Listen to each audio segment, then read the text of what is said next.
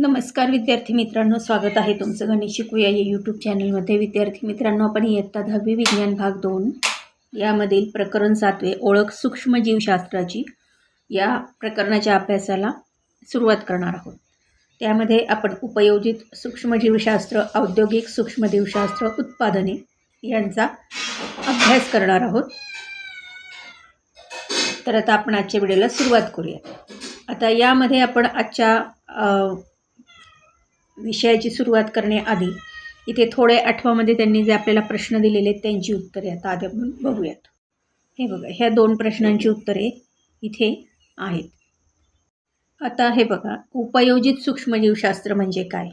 तर काही आदिकेंद्रकी व दुष्यकेंद्रकी सूक्ष्मजीवांशी संबंधित विकरे, प्रथिने, उपयोजित अनुवंशशास्त्र, रेणवीय जैवतंत्रज्ञान यांचा अभ्यास ज्या शाखेत केला जातो त्या शाखेला उपयोजित सूक्ष्मजीवशास्त्र म्हणतात, म्हणजे ॲप्लाइड मायक्रोबायोलॉजी.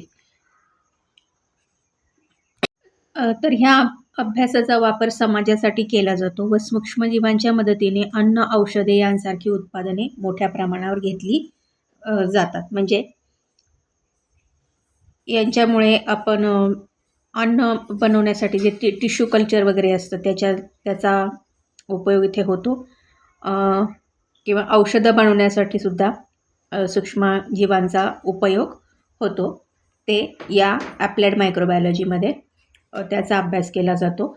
आणि औद्योगिक सूक्ष्मजीवशास्त्र यांच्यामध्ये याचा वापर जो आहे तो व्यावसायिक वापराशी संबंधित जी शास्त्र आहेत त्यामध्ये आर्थिक, सामाजिक व पर्यावरणदृष्ट्या महत्त्वाच्या प्रक्रिया व उत्पादने यांचा समावेश आहे. यांच्यासाठी जे सूक्ष्मजीव उपयोगी आहेत तर त्यांच्यासाठी त्यांच्यावरती सूक्ष्मजैविक प्रक्रिया मोठ्या प्रमाणावर घडवून आणल्या जातात. आता औद्योगिक सूक्ष्मजीवशास्त्राचे प्रमुख पैलू तर ते कोणते आहेत? तर ते किण्वन प्रक्रिया, म्हणजे जसं पाव बनवणे, चीज बनवणे, वाईन बनवणे, दही. तर ह्या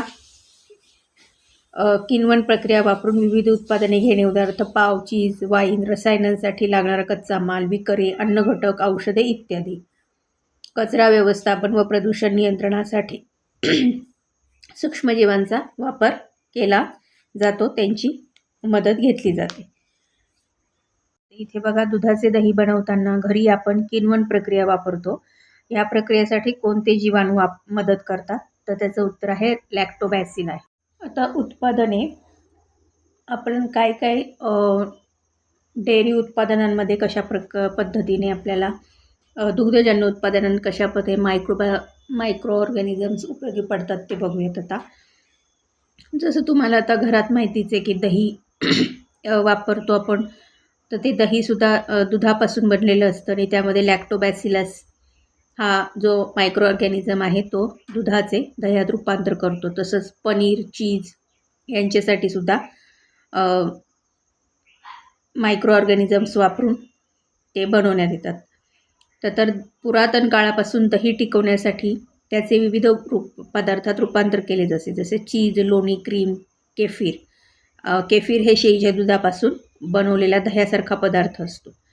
योगर्ट म्हणजे विरजन वापरून केलेले दही असते इत्यादी. हे पदार्थ बनवताना दुधातील पाण्याचे जे प्रमाण आहे, आम्लता यात बदल होतात व पोत आणि स्वाद आणि सुगंध यात वाढ होते. आता ह्या प्रक्रिया मोठ्या प्रमाणावर व अधिक कुशलतेने घडवून आणल्या जातात. बहुतांश दुग्धजन्य उत्पादनांसाठी दुधात असलेल्या जीवाणूंचाच वापर केला जातो. फक्त चीज उत्पादनात तंतुक कवके वापरली जातात. योगर्ट, लोणी, चीन वगैरेसाठी मूलभूत प्रक्रिया समान आहे. सर्वप्रथम दुधाचे पाश्चरीकरण करून त्यातील इतर सूक्ष्मजीव नष्ट केले जातात. नंतर लॅक्टोबॅसिला जीवाणूंच्या साहाय्याने दुधाचे किण्वन केले जाते. या प्रक्रियेत दुधातील लॅक्टोज शर्करेचे रूपांतर लॅक्टिक आम्लात होते व लॅक्टिक आम्लामुळे दुधातील प्रथिनांचे क्लथन म्हणजे कोॲग्युलेशन होऊन त्याचबरोबर स्वाद व सुगंध असलेली संयुगे बनतात. उदाहरणार्थ डाय ॲसेटिलला लोण्याचा स्वाद असतो.